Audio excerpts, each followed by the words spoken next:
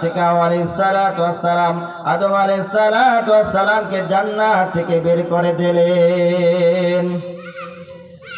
কোথায় বের করে দিলেন? কিতাবে আসছে যে শ্রীলঙ্কার কথা আসছে, আর হাওয়া আলাইহিসসালাম আরব দেশে জিদ্দার মধ্যে তিনাকে নামাই দিলেন।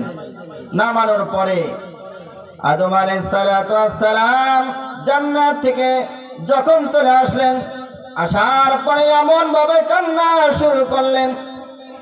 এক নাই, দুই নাই, 1 বছর আর 2 বছর নাই, সাধারণ একটা ভুল করেছে, সাধারণ একটা ভুল। আদম আলাইহিসসালাম এই স্যাম্পল একটা ভুলের কারণে 1 নাই, 2 নয়, 350 বছর আল্লাহর কাছে কান্না করেছেন। কত বছর? আদম আলাইহিসসালাম এবং হাওয়া আলাইহিসসালাম 1 নাই, 2 নয়, 350 বছর আল্লাহর কাছে কান্না করেছে। আল্লাহ, আমি একটা ভুল করেছি, আমি বুঝি নাই। আর দুনিয়ার মানুষের নিসাব আছে, 1000 অন্যায় করার পরে, 1000 গুনাহের কাজ করার পরে আল্লাহর কাছে অনুতপ্ত হই না আমরা, ঠিক না বেঠিক? এত অন্যায় করি, গুনাহের কাজ করি, কিন্তু আল্লাহর কাছে অনুতপ্ত হই না। কিন্তু আউয়ালুল বাশার, সর্বপ্রথম যাকে আল্লাহ রাব্বুল আলামিন দুনিয়ার বুকে আল্লাহ মানুষ হিসাবে পাঠাইলেন, ওই আদম স্যাম্পল একটা ভুল করার কারণে 1 নাই, 2 নাই, 350 বছর আল্লাহর কাছে কান্না করছে। কান্না করতে করতে চোখের কাছে ঘা হয়ে গেছে, কান্না করতে করতে ঘা হয়ে গেছে। কোনোভাবে আল্লাহ রাব্বুল আলামিন আদম আলাইহিসসালামের কান্না কবুল করতেছে না। আল্লাহ রাব্বুল আলামিন সূরা বাকারার মধ্যে আল্লাহ বলেন, ফাতালাক্কা আদামু মির রাব্বিহি কালিমাতিন ফাতাবা আলাইহি ইন্নাহু হুয়াত তাওয়াবুর রহিম। আল্লাহ তাআলা আদম আলাইহিসসালামকে বললেন, আদম আলাইহিসসালামকে কিছু কথা, কিছু বাক্য শিখাই দিলেন। আল্লাহ বলে দিলেন, ফাতালাক্কা আদামু মির রাব্বিহি, আদম আলাইহিসসালামকে তার রবের পক্ষ থেকে কিছু বাক্য দিয়ে দিলেন, কিছু শব্দ দিয়ে দিলেন, আর বললেন, আদম রে, এই বাক্যগুলি তুমি কি করো? পাঠ করো, আর কি করো? আমার কাছে তওবা করো। আদম মির রাব্বি কালিমাতিন ফাতাবা আলাইহি ইন্নাহু হুয়াত তাওয়াবুর রহিম। আল্লাহ বলে দিলেন, আদম রে, এই স্যাম্পল একটা অন্যায় করার কারণে তুমি কান্না করছো, ঠিক আছে। যখন তুমি কি করবা? আমার কাছে এই শব্দগুলো পড়লা, যখন আমার কাছে তওবা করবা, আমি আল্লাহ তাআলা তোমার তওবাকে কবুল করে নেব। মুফাসসিরগণ তাফসীরের মধ্যে আসছে, কোন বাক্যগুলো আল্লাহ তাআলা তার নবী আদম আলাইহিসসালামকে পড়তে বললেন। কি কথাগুলো বলবো? কোন কথাগুলো, কোন বাক্যগুলো আদম আলাইহিসসালামকে বললেন, আদম তুমি একটা ভুল করছো, এই ভুলের কারণে তুমি এই বাক্যগুলো, এই শব্দগুলো তেলাওয়াত করো, পাঠ করো। আর যখন পাঠ করবা, আমি আল্লাহ তাআলা তোমার তওবাকে কবুল করে নেব। আলহামদুলিল্লাহ। কিতাবে আসছে, রাইসুল মুফাসসির আব্দুল্লাহ ইবনে আব্বাস রাদিয়াল্লাহু তাআলা আনহু বলেন, ও দুনিয়ার মানুষ, তোমরা শোনো শোনো, আদম আলাইহিসসালামকে আল্লাহ রাব্বুল আলামিন শিখাই দিলেন, বললেন, আমার বন্ধু আদম, তুমি একটা ভুল করছো, ভুল করার কারণে এই বাক্যগুলো তুমি কি করো? তিলাওয়াত করো। কি বাক্যগুলো? আল্লাহ তাআলা বলেন, ক্বালা রাব্বানা যালামনা أنفسنا وإن لم تغفر لنا وترحمنا لنكونن من الخاسرين। আল্লাহ তাআলা বলেন, আদম, ও আমার বন্ধু আদম, আপনি আপনার জবান দ্বারা আমার কাছে কি করেন? অনুতপ্ত হন। ক্বালা রব্বানা যালামনা, আপনি বলেন, আমার পরওয়ারদিগার আলম, আমার রব, আপনি আমাকে এত মহব্বত করে ভালোবাসে আমাকে বানাইছেন, আমার একটা ভুল হয়ে গেছে। আমি কি করেছি? আমার নফসের উপর যালামনা আনফুসানা, আমি আমার নফসের উপর জুলুম করেছি। আদম আলাইহিস সালাতু ওয়াস সালাম কি বললেন? আদম বললেন, আমার পরওয়ারদিগার আলম, ক্বালা রব্বানা যালামনা আনফুসানা ওয়া ইল্লাম তাগফির লানা, আল্লাহ বলে দিলেন, আদম, আমার বন্ধু, যখন আপনি শব্দগুলো পড়ে পড়ে আমার কাছে অনুতপ্ত হবেন, মাফ চাবেন, রব্বানা যালামনা আনফুসানা ওয়া ইল্লাম তাগফির লানা, আদম আলাইহিস সালাতু ওয়াস সালাম বললেন, পরওয়ারদিগার আলম, আমি আমার নফসের উপর জুলুম করেছি, অন্যায় করেছি। ওয়া ইল্লাম তাগফির লানা, আপনি আমাকে যদি ক্ষমা না করেন, ওয়া তারহামনা, যদি আপনার পক্ষ থেকে আমার প্রতি রহম না করেন, লানাকুনান্না মিনাল খাসিরিন। আদম আলাইহিস সালাতু ওয়াস সালাম বললেন, পরওয়ারদিগার আলম, যদি আপনি আমাকে অনুগ্রহ না করেন, ক্ষমা না করেন, আপনি যদি আমার উপর দয়া না করেন, তাহলে আমি ক্ষতিগ্রস্ত হয়ে যাইব। আদম আলাইহিস সালাতু ওয়াস সালাম এই সাধারণ একটু অন্যায় করার কারণে এত কি 1 বছর আর 2 বছর নয়, কয় বছর? 350 বছর আল্লাহর কাছে কান্না করেছেন। কত বছর? 350 বছর। আর আমরা অন্যায় করি, কি গুনাহের কাজ করি, আমরা নিজেরা অন্যায়কে অন্যায় মনেই করি না। কি করি না? অন্যায়কে অন্যায় মনে করি না, গুনাহের কাজকে গুনাহ মনে করি না। যুবক ভাইরা আসছে, পর্দার আড়ালের মা বোনেরা রয়েছে, আমার সামনে আলেম ওলামা, যুবক ভাইরা এবং অনেক আজি সাহেব, বৃদ্ধ বাবার যারা আসছেন, একটা মাসআলা বলে দিই। কোনো ব্যক্তি যখন, কোনো বান্দা, কোনো বান্দি যখন গোপনে অন্যায় করে, তাহলে এই গোপনে অন্যায় করার কারণে তার বদ আমলে একটাই অন্যায় লেখা হবে। কয়টা লেখা হবে? একটা। কথাগুলো বুঝে আসেন। যদি কোনো ব্যক্তি অন্যায় কাজ করছে, অন্যায় কাজ করছে, একা করছে, আল্লাহ ছাড়া পৃথিবীর কোন ব্যক্তি এই গুনাহের কাজ যে করছে পৃথিবীর অন্য কোন ব্যক্তি জানে না। কিন্তু আমাদের ইদানিং মানুষের একটা অভ্যাস হয়ে গেছে, অন্যায় করছে একা, কিন্তু এই অন্যায় আল্লাহ ছাড়া পৃথিবীর কোন ব্যক্তি জানে না। কিন্তু ওই অন্যায়টাকে কি করে? পরের দিন মানুষের কাছে নিজেকে প্রাধান্য দেওয়ার জন্য, বড়ত্ব হাসিল করার জন্য অন্য ব্যক্তিকে বলে যে রাত্রে আমি তো এই অন্যায় করছি, গতকালকে দিনে এই অন্যায় করছি।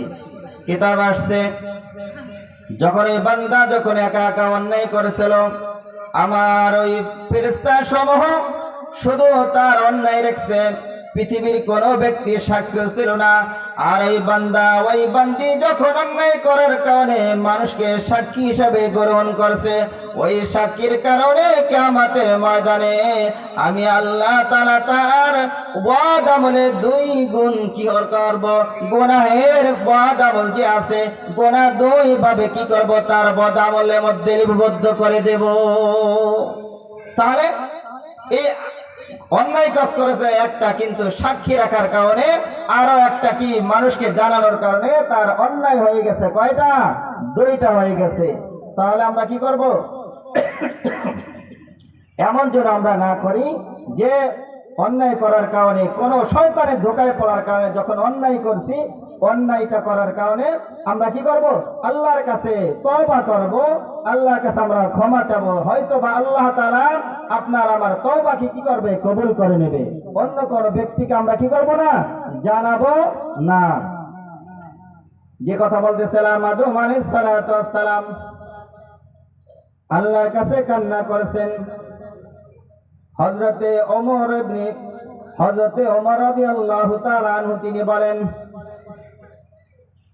আল্লাহ রাব্বুল আলামিনের কাছে আদম আলাইহিস সালাম আরেকটা ঘটনার মধ্যে আরেকটা রিওয়ায়াতের মধ্যে আসছে আদম আলাইহিস সালাম এক নাই দুই না 350 বছর কান্না করছে, কোনো কান্না আল্লাহ কবুল করে নাই। এবার আদম আলাইহিস সালাম বললেন, পরওয়ারদিগার আলম, যদি আমার কোনো কথা কোনো তওবা কবুল না করো, আমাকে যখন তুমি দুনিয়ার বুকে সর্বপ্রথম বানাইছো, বানানোর পরে আমি আদম আরশের দিকে তাকাই দেখি তোমার নামের সাথে একটা নাম রয়েছে, সুবহানাল্লাহ। এবার আদম নবী বলতেছে, আল্লাহ, কোন তওবা যদি আমার কবুল না হয়, তোমার নামের রাতে যে নামটা, তোমার নামের সাথে যে নামটা, এই নামটা সাধারণ কোনো নাম নয়, আল্লাহ ওই নামের ওসিলায় তুমি আমার তওবাকে কবুল করে নাও। আল্লাহ বলে, আদম, তুমি কোথায় তাকে দেখছো, কোথায় তাকে চিনছো, কোথায় নাম পেয়েছো, তুমি কিভাবে জানলা? এবার আদম আলাইহিস সালাম বললেন, পরওয়ারদিগার আলম, আমি যখন আকাশের দিকে তাকাই, তাকানোর পরে দেখলাম তোমার নামের সাথে একটা নাম রয়েছে, সেই নামটা হচ্ছে লা ইলাহা ইল্লাল্লাহু মুহাম্মাদুর রাসূলুল্লাহ সাল্লাল্লাহু আলাইহি ওয়াসাল্লাম। আল্লাহ বলে, আদম রে, ও আদম, আমার এমন একজন বন্ধুর নামের ওসিলায় তুমি আমার কাছে ক্ষমা চাইছো। আদম, আমি আর এখন থাকতে পারবো না, আমি আল্লাহ তাআলা তোমার তওবাকে আমার বন্ধুর ওসিলায় কবুল করে নাম। তাহলে আপনার আমার নবী কেমন নবী ছিলেন? আপনার আমার নবী কেমন নবী ছিলেন? হাসরের ময়দানে আপনার আমার নবী আল্লাহর কাছে সিজদারত অবস্থায় কান্না করবে আর বলবে, আল্লাহ, আমার একটা উম্মত যদি জাহান্নামে যায়, আমি রাসূল মাথা উঠাবো না, তোমার জান্নাতে যাব না। আল্লাহ পাঠাই দিলেন, জিবরাইল যাও, আমার ওই বন্ধু দিনের জন্য তাইফের ময়দানে রক্ত ঝরছে, যেই বন্ধুর শরীরে মশা মাছি পর্যন্ত পড়া হারাম ছিল, ওই আমার বন্ধুকে কাফের সম্প্রদায় ইট পাটকেল মাইরা তাকে রক্তে রঞ্জিত করে ফেলছে, দিনের জন্য দুনিয়াতে সে কান্না করছে, আজকে হাসরের ময়দানে কিয়ামতের ময়দানে সে কান্না করবে, আমি আর সহ্য করতে পারবো না। যাও জিবরাইল যাও, আমার বন্ধুকে মাথা উঠাইতে বলো, আমার বন্ধু যা আজকে আবদার করবে, আমি আমার বন্ধুর প্রত্যেকটা আবদার কবুল করে নেব। এই জন্য কবি বলে, আমরা যে তার আদরের উম্মত, উম্মতের করলাম কি, আমরা যে তার মহব্বতের উম্মত, কয়দিন কেন্দেছি, দিনের লাগিয়া যখন ওহুদের ময়দানে যান, চতুর্দিকে ঘিরে ফেলল দুষ্ট কাফের গণে, সেদিন নবীজিকে বাঁচাতে তীর বসার আঘাতে, সেদিন নবীজিকে বাঁচাতে তীর বসার আঘাতে, কত সাহাবারা হারালো যে প্রাণ, আমরা যে তার আদরের উম্মত, উম্মতের করলাম কি, আমরা যে তার মহব্বতের উম্মত, কয়দিন কেন্দেছি। ঠিক না বে ঠিক? আপনার আমার নবী এমন একজন নবী, অথচ সারা বিশ্বে, বিশেষ করে বাংলাদেশে সব থেকে মুসলমান জাতি হিন্দু বৌদ্ধ খ্রিস্টান থেকে মুসলমান জাতি বেশি, অথচ এই মায়ার নবী দয়ার নবীর নামে মানুষ কটূক্তি করে, খারাপ ভাষায় কথা বলে, অথচ কিছু মুসলমান নামকে অস্তে মুসলমান তারা মাথাকে নিচু করে দিয়ে যার যার ঘরে বৈশা থাকে। আল্লাহ নবী বলেন, আমার উম্মত, তোমরা দুনিয়াতে যখন আমার নাম, যখন কোন ব্যক্তি খারাপ দৃষ্টিতে ইঙ্গিতে আমার খারাপ নাম বলবে, আমাকে কটূক্তি করবে, আমাকে বদনাম করবে, তোমরা দুনিয়া থাকা অবস্থায় যখন তারা প্রতিবাদ না করবা, কিয়ামতের ময়দানে লা ইউমিনু আহাদুকুম হাত্তা আকুনা আহাব্বা ইলাইহি মিন ওয়ালিদিহি ওয়া ওয়ালাদিহি ওয়ান নাসি আজমাইন। তুমি ততক্ষণ পর্যন্ত মুমিন হইতে পারবে না, মুসলমান হইতে পারবে না, যতক্ষণ পর্যন্ত তোমার মা বাবা, ছেলে মেয়ে, আত্মীয় স্বজন, এমনকি নিজের জীবন থেকে যতক্ষণ পর্যন্ত আমি রাসূলকে মহব্বত ভালো না বাসতে পারবা, ততক্ষণ পর্যন্ত তুমি মুমিন হইতে পারবা না। তাহলে আমরা কয়জন মুমিন আছি? কি পাশে দেখা যাচ্ছে আপনারা আমার নবীকে গালমন্দ করে, আমরা যার যার বাসায় কি যার যার রিজিকের জন্য নিজের ধান্দায় পড়ে রয়েছি, অথচ এই নবীর বিরুদ্ধে কথা বললে তার জিহ্বা টাইনে ছেড়া দরকার আমাদের, ঠিক না বলি? অথচ আমরা এই মুসলমান জাতি ছাগলের জাতি হয়ে গেছি। মুসলমান জাতি বাঘের জাতি ছিল। কি ছিল? মুসলমান জাতি ছিল বাঘের জাতি। হযরতে ওমর রাদিয়াল্লাহু তাআলা আনহু কেমন ছিলেন? যে ওমর ইসলাম গ্রহণ করার পরে সাথে সাথে বাইতুল্লাহর কাছে গেছে, বলছে আজকে আমি ওমর ইসলাম গ্রহণ করছি, কে আছো আমার সামনে আসতে? আমি মুসলমান হয়েছি, কলেমা পড়ে মুসলমান হয়েছি। এই এমন এক কালেমা যে ব্যক্তি কি করবে, পাঠ করবে, তার কোনো দুনিয়ার মধ্যে কোনো ভয় ভীতি অন্তরের মধ্যে থাকে না। কে আছো আমার সামনে? কে আছো? কোন ব্যক্তি আছো? কোন ছেলে আছো? সে তার মাকে কি করবে? ছেলে হারা হবে, ছেলে হারা করবা। কে আছো আমার সাথে? আসো। আমি ঘোষণা করেছি সবার সামনে, আমি কি করলাম? ঘোষণা করলাম আমি মুসলমান হয়ে গেছি। কে আছো? তার জামাইকে কি করবা? সে নিজেকে তার জামাইকে হারাবা, সেজন্য আমার কাছে পাঠাই দে তার স্বামীকে। ওমর রাদিয়াল্লাহু তাআলা আনহুর কথা শুনে মানুষ ভয়ে থরথর করে কাঁপছে। কিতাবে আসছে যেই এলাকাটা, যেই পথ দিয়া ওমর রাদিয়াল্লাহু তাআলা আনহু চলতেন, ওই এলাকাটা শয়তান 40 দিন পর্যন্ত ওই এলাকায় যাইতো না। সুবহানাল্লাহ, সুবহানাল্লাহ। কেমন ওমর ছিলেন, কেমন ওমর ছিলেন! এজন্য আমাদের নবীর উপর কি আমাদের মহব্বত থাকা দরকার। কি বলেন? কি নবীর উপর কি করা দরকার? মহব্বত থাকা দরকার। এই জন্য আমরা শুরুতেই আলোচনার মধ্যে কিছু সময় দুরূদ শরীফ পড়ছি। কি পড়ছি? দুরূদ শরীফ পড়ছি। আল্লাহ নবী, বিশ্ব নবী বলেন, মান সাল্লা আলাইয়া ওয়াহিদান সাল্লাল্লাহু আলাইহি ওয়াসাল্লাম সাল্লাল্লাহু আলাইহি ওয়াসাল্লাম, যেই ব্যক্তি আমার উপরে একবার দুরূদ শরীফ পাঠ করবে। কয়বার? একবার দুরূদ শরীফ পাঠ করবে।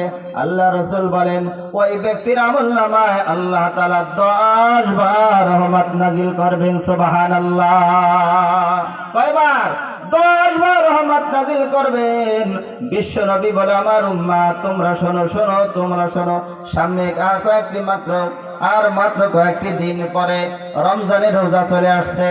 কোন ব্যক্তি যখন কি করবে, মাহে রমজানে রোজা রাখবে, এইটা অন্য কোন নবীর উম্মতকে আল্লাহ তাআলা হাদিয়া দেন নাই। এমন একটা সময় আল্লাহ তাআলা তার শেষ নবীর উম্মতকে আল্লাহ তাআলা দিয়েছেন। এমন একটা বিষয় আল্লাহ নবী বলেন, যেই ব্যক্তি মাহে রমজানে রোজা রাখবে, রোজা রাখার কারণে ওই ব্যক্তিকে যখন আল্লাহ রাব্বুল আলামিন জান্নাতে পাঠাবেন, জান্নাতে পাঠানোর পরে সর্বপ্রথম এক নাই দুই নাই 170 আইটেমের নাস্তা তার সামনে দেবেন। সুবহানাল্লাহ। কত আইটেমের? 170 আইটেমের। আমরা তো 10 পদের 20 পদের সামনে দিলে মনে করে আল্লাহু আকবার, এতগুলা নাস্তা পৃথিবীতে আর কেউ দিতে পারে না। কিন্তু আল্লাহ নবী, বিশ্ব নবী বলে, আমার উম্মত যারা কি করবে, দুনিয়াতে কষ্ট মুজাহাদা করবে, একটু কষ্ট করবে, কি করবে? রাতে রজনীতে মাগরিবের পরে, ফজরের পরে যে ব্যক্তি কি করবে, সূরা হাশরের শেষ 3 আয়াত তিলাওয়াত করবে। কি করবে?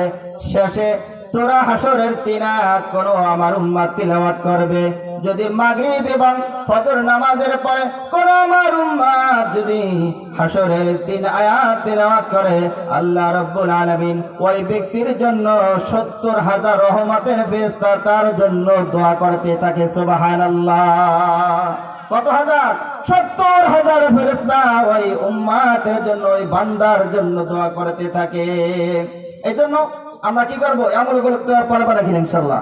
এই আমলগুলো আমরা করার চেষ্টা করবো ইনশাআল্লাহ। কি? মাগরিবের এবং ফজর নামাজের পরে সূরা হাশরের 3 আয়াত। কয় আয়াত? 3 আয়াত, 1 পারা না 2 পারা না, কয়েকটা আয়াত মাত্র কি করব? তেলাওয়াত করব। তেলাওয়াত করার কারণে আল্লাহ তাআলা তার যে রহমতে ফেরেশতা আছে 70,000 ফেরেশতা ওই বান্দা ওই বান্দির জন্য কি করতে থাকবে? দোয়া করতে থাকবে। সুবহানাল্লাহ। আমগুলোগুলি করতে পারবো কিনা? ইনশাআল্লাহ আমরা সকলেই চেষ্টা করব। যে কথা বলতেছিলাম, আল্লাহ নবী বিশ্ব নবী বলেন, আমার যে উম্মত কষ্ট মুজাহাদা করে কি করবে? মাহে রমজানে রোজা রাখবে। মাহে রমজানে রোজা রাখার কারণে আল্লাহ তাআলা যখন তাকে জান্নাতে দেবে, জান্নাতে দেওয়ার পরে তার সামনে 170 আইটেমের নাস্তা দেবে। কিন্তু বান্দা কি করবে না? নাস্তা খাবে না। কি করবে না? বান্দা নাস্তা খাবে না। আল্লাহ বলবেন, বান্দা তোমার কি হয়েছে? নাস্তা কি কোনো কমতি হয়েছে? 170 আইটেমের নাস্তা দিছি, কোন নাস্তা কম হয়েছে কিনা একটু বলো। এবার বান্দা বলবে, আল্লাহ না না, কোনো নাস্তার কমতি হয় নাই। আল্লাহ তোমার বন্ধু বলছে যারা দুনিয়াতে কষ্ট মুজাহাদা করবে, তার তরিকায় চলবে, সুন্নাত মোতাবেক চলবে, মাহে রমজানে রোজা রাখবে, তুমি নাকি সব নিজ কুদরতি হাত দ্বারা তাদেরকে নাস্তা পান করাবা। এবার যখন বান্দা আল্লাহর কাছে মুখ খুলে যখন কথা বলছে, আল্লাহ তোমার বন্ধু তো দুনিয়ার মধ্যে যা বলছে কোন কথা তো মিথ্যা কথা বলে নাই। আল্লাহ নাস্তা পাইছি, সব কিছু ঠিক আছে, কিন্তু তোমার কুদরতি হাত আমরা পাই নাই। আল্লাহ বলবেন, বান্দারে আমার বন্ধু যা কিছু বলছে সব কিছু সত্য, কোনো একটা কথা মিথ্যা নয়। আমার বন্ধু বলছে ঠিক আছে, তোমরা রেডি হও। তোমরা কি হও? রেডি হয়ে যাও। আল্লাহ রাব্বুল আলামিন ওই সমস্ত জান্নাতি বাসীগণকে তার পবিত্র কুদরতি হাত দ্বারা ওই সমস্ত জান্নাতি ব্যক্তিদের মুখে নাস্তা তুলে দেবেন। সুবহানাল্লাহ। তাহলে আমরা কি জান্নাতি নাস্তা খাইতে চাই না? কি চাই কিনা? তাহলে সামনে যে রমজান মাস আসছে, কেউ কি কি জরুরত দেবো যে পেটের মধ্যে গ্যাস্ট্রিক, এ কথা বলবো কিনা? এই কথা যে বলবে সে কপাল পোড়া। কি পোড়া? কপাল পোড়া। 1 বছর পরে একটা মাসে কি আসে? মাহে রমজান আসে। আর কেন? এই রমজানে রোজা রাখলে কি আল্লাহর ফায়দা না নিজের ফায়দা? কি বলেন? নিজের ফায়দা, নিজের লাভ। আল্লাহ বলে লাআল্লাকুম তাত্তাকুন। আল্লাহ বলেন ওই বান্দা ওই বান্দি যখন মাহে রমজানে রোজা রাখবে, রোজা রাখার কারণে হয়তোবা সম্ভবত ওই ব্যক্তি আল্লাহ ওয়ালা মুত্তাকিন হইতে পারবে। আর যখন আল্লাহ ওয়ালা হয়, মুত্তাকিন ওয়ালা হয়, তাহলে ওই ব্যক্তির অন্তরের মধ্যে বেশি বেশি আমল করার কি হয়? খাহেশ পয়দা হয়। আর যদি অন্তরের মধ্যে কি হয়? অন্তরের মধ্যে কালো দাগ পড়ে যায়, তাহলে কি হয়? নামাজ পড়তে ভালো লাগে না, রোজা রাখতে ভালো লাগে না, ওয়াজ শুনতে ভালো লাগে না, মাদ্রাসায় মেয়েদের পড়াইতে ভালো লাগে না, মাদ্রাসায় ছেলেদের পড়াইতে ভালো লাগে না। এই যে আজকে যে মাহফিল, একটা ছেলেদের কি মাদ্রাসার মাহফিল, এই যেমন আমাদের একটা মাদ্রাসা বানিয়ে বাড়ি, আমি একটা মহিলা মাদ্রাসা করছি। আপনাদের এলাকার অনেক মেয়ে মাশাআল্লাহ, এই বাগাডাঙ্গা থেকে 40 ঘর থেকে অনেক মেয়ে আমাদের এই যে বানিয়ে বাড়ি মহিলা মাদ্রাসায় যায়। আলহামদুলিল্লাহ, ভালো। এই জন্য সকলে নিয়ত করবেন, ছেলে মেয়ে যা আছে অন্তত নিজে আমল কতটুকু করি বা না করি, একটা মেয়েকে হইল কি আমি মাদ্রাসা পড়ানোর চেষ্টা করব। ছেলে হইলে ছেলেকে কি করবেন? ছেলেকে মাদ্রাসা পড়ানোর চেষ্টা করব। কি রিজিকের কি দায়িত্ব কার হাতে? আল্লাহর কাছে। কি রিজিক দেনেওয়ালা কে? আল্লাহ তাআলা। মানুষ কি ভুল ধারণা করে মাদ্রাসায় লেখাপড়া করলে আমার ছেলে কি পাবে না? ভাত পাবে না। এইটা সম্পূর্ণ ধোঁকাবাজি কথা। কি কথা? ধোঁকাবাজি কথা। এই জন্য আমাদের কাজী সাহেব একটা মাদ্রাসা দিয়েছে। আমরা কি করব? এই এখন আগের যুগের মতো এখন আর নাই। এখন আছে মাদ্রাসায় কোরআন হাদিস পড়ানোর সাথে বাংলা, অঙ্ক, ইংরেজি সব কিছু পড়ায়। এই জন্য আপনারা সন্তানকে কি করবেন? মাদ্রাসায় পড়ানোর চেষ্টা করবেন। কি করবেন?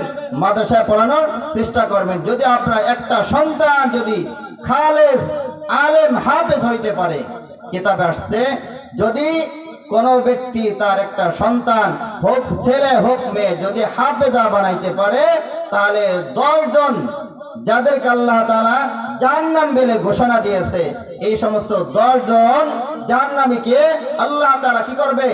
ওই জান্নাতি ব্যক্তিকে কি করবে? পাওয়ার দিবে, শক্তি দিবে। তুমি যাকে যাকে ইচ্ছা জাহান্নাম থেকে কি করে সুপারিশ করে তুমি জান্নাতে নিয়ে দাও। সুবহানাল্লাহ, সুবহানাল্লাহ। তাহলে আপনারা আমি কি আমল করি?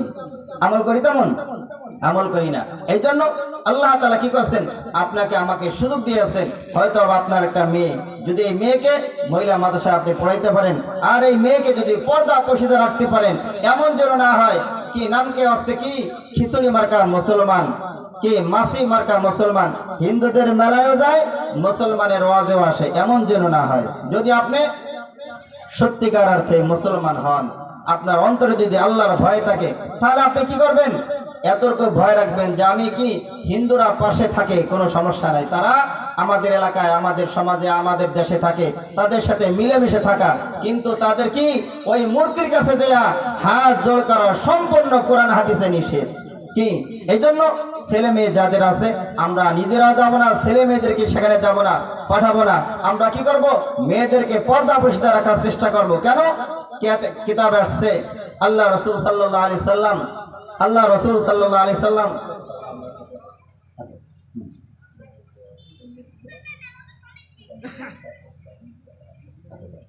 তো কিতাবে আসছে, যখন কোনো বান্দা, কোনো বান্দি যখন কি করবে?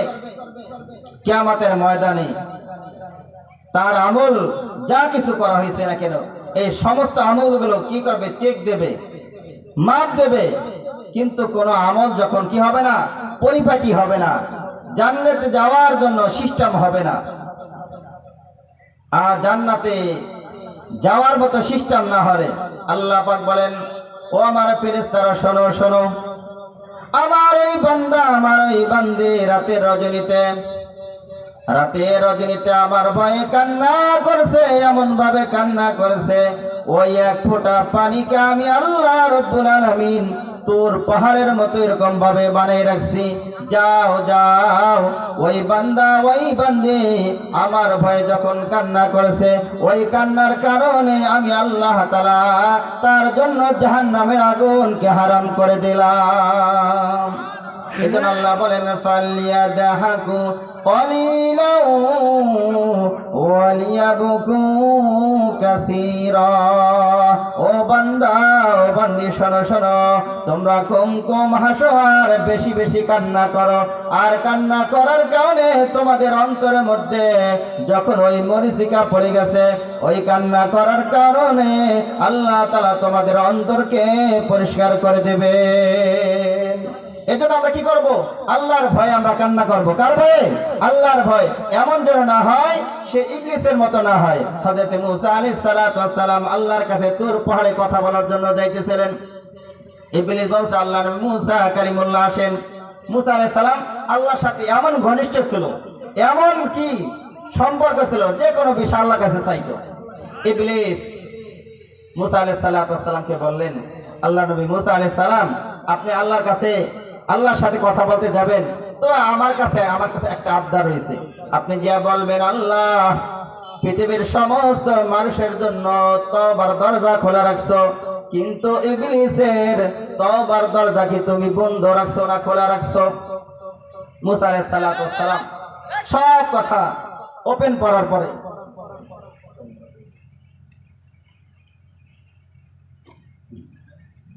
তো মূসা আলাইহিস সালাতু ওয়াস সালাম সব কথা বলার পরে আল্লাহর কাছে বলছে, আল্লাহ আমি তো আসতেছিলাম, ইবলিস, কি নাম কি? ইবলিস আমার কাছে একটা আরজি পেশ করেছে তোমার কাছে ব্যক্ত করার জন্য।